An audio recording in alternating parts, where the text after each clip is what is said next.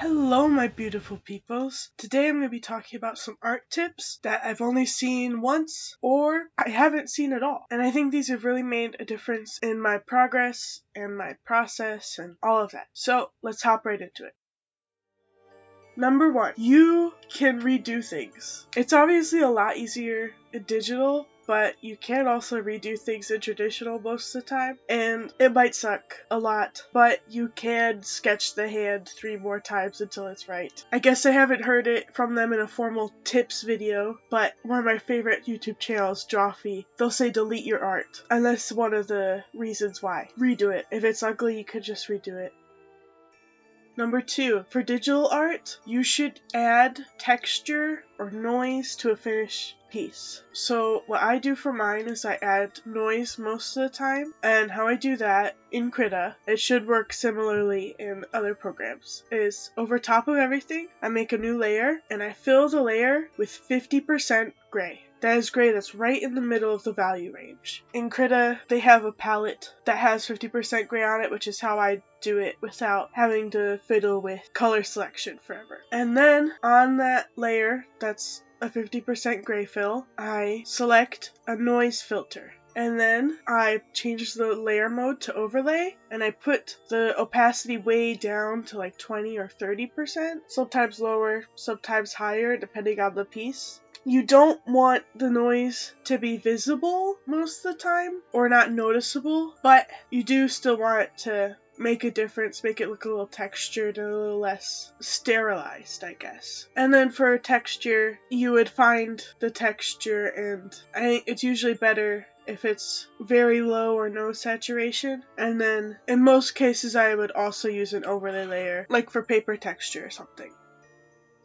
Another one for digital art specifically is to actually try out the things in your program. I have used every single default brush in Krita. I don't use most of them now, but I tried every single one. I couldn't necessarily identify every single brush now, but at the time I went through, I made sure I more or less understood them. In most programs, I feel like you should be able to use default brushes. Obviously, some programs will have worse default brushes, but I use pretty much only 3 brushes, which are a sketching brush, the brush I use for putting in colors, which is just a round brush with pressure sensitivity, and I use a marker brush, which is a rectangle that has pressure sensitivity for opacity, and that's what I use for shading and such. And for most pieces, that's all I'll use. If I stray from that, it's probably a texture brush. And this one, which is kind of the same point, you only really have to do once with one drawing program. If you switch drawing programs, you probably don't have to do it again. Is to try out the layer modes as well, like the blend modes like overlay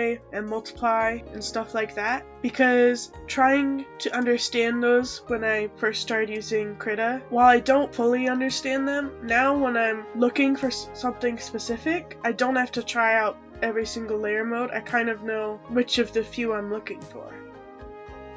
Okay, and number 4, study the styles of artists you like.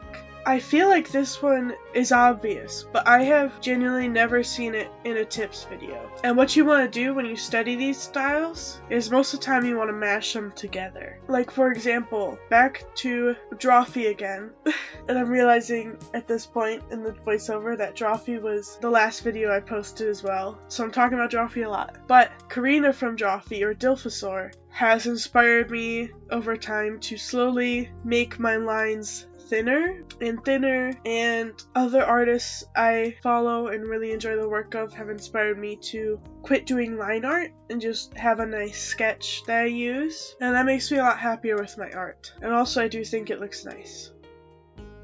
Number 5, use more references than you think you need. I don't always follow this advice, but it is easier the more references you have. Krita has a built-in reference tool. It looks like a thumbtack on your toolbar, and I use that. It lets you put images outside the canvas, around the canvas, and move them around and all that. And it is way easier when I have reference images all around my entire canvas, filling up my whole screen, than when I have 1 or 2 reference images. It is kind of a trade-off because then I'll spend more time gathering references, but it makes the drawing part faster. This goes even if your style isn't very detailed or painterly or doesn't have much texture. Put a texture reference on there anyway, even if you don't plan on using it at all. Just have it all there, so you at least have a chance of understanding it and showing it in your work.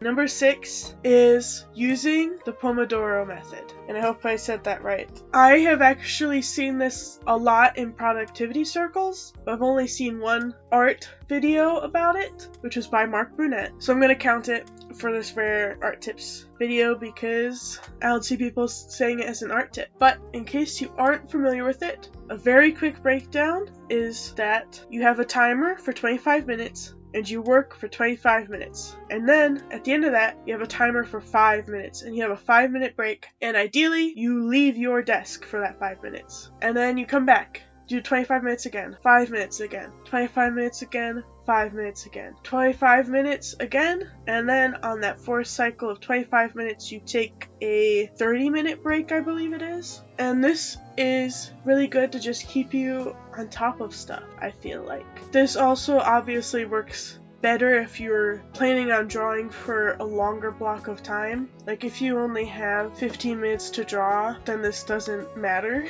at all. But if you're like, oh, I have all afternoon to draw, I want to draw for 4 hours, then this will be a good way to keep you focused. Number 7, do silly things to bring you joy throughout the process. Or not silly things necessarily, just anything that brings you joy. For example, one very popular one is to doodle your emotions during the process. If I get frustrated with something and then I draw a little picture of Honey being frustrated, it'll calm me down a lot more than just walking away or trying to work through it. If I put that on the page, it's over immediately. Similarly, you can do happy emotions. Like in my 30 days video, you saw a Honey doing a thumbs up when I was happy with an eye study, I think it was.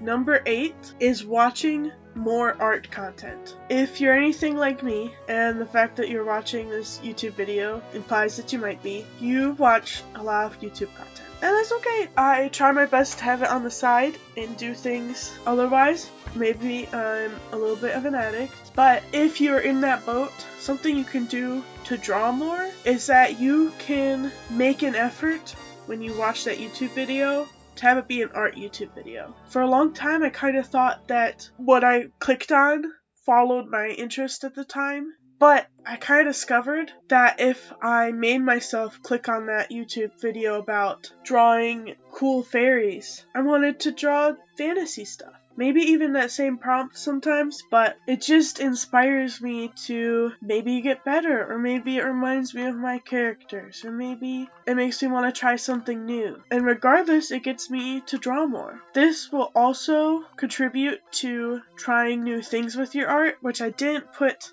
as an official tip because I feel like it's said a lot, but I do think it is really important to try new things with your art. So I'm going to slide that in here into this tip, because when you see a video and you're like, oh, I want to try that, now you've tried that new thing. It's great.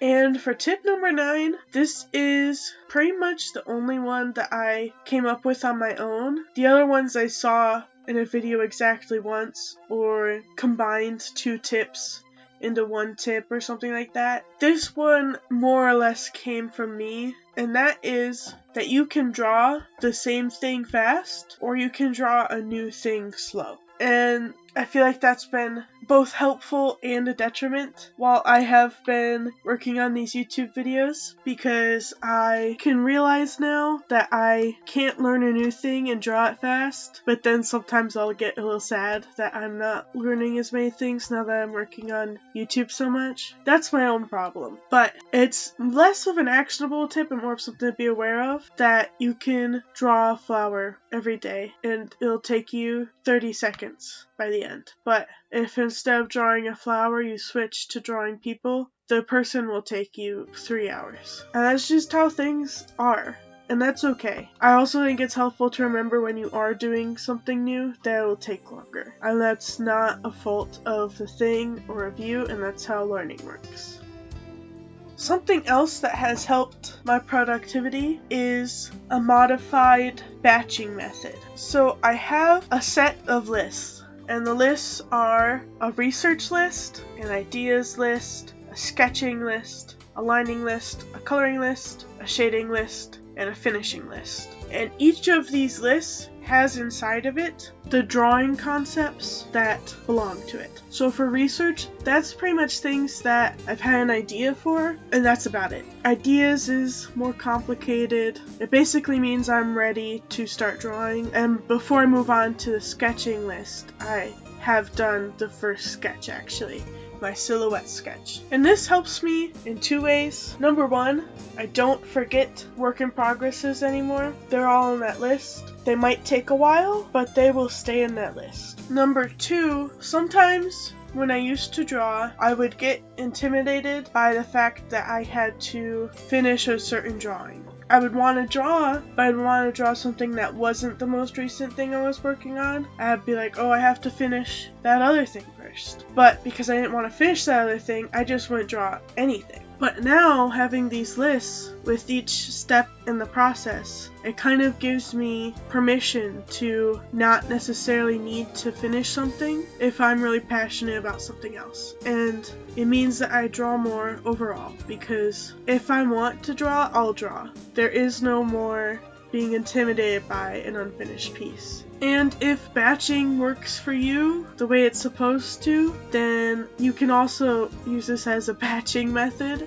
which is how I learned it from Duchess Celestia. I set it up with the intention of batching, and then I discovered that my brain doesn't work like that. My brain actually wants to jump around from thing to thing. So it's worth a try, trying to batch properly.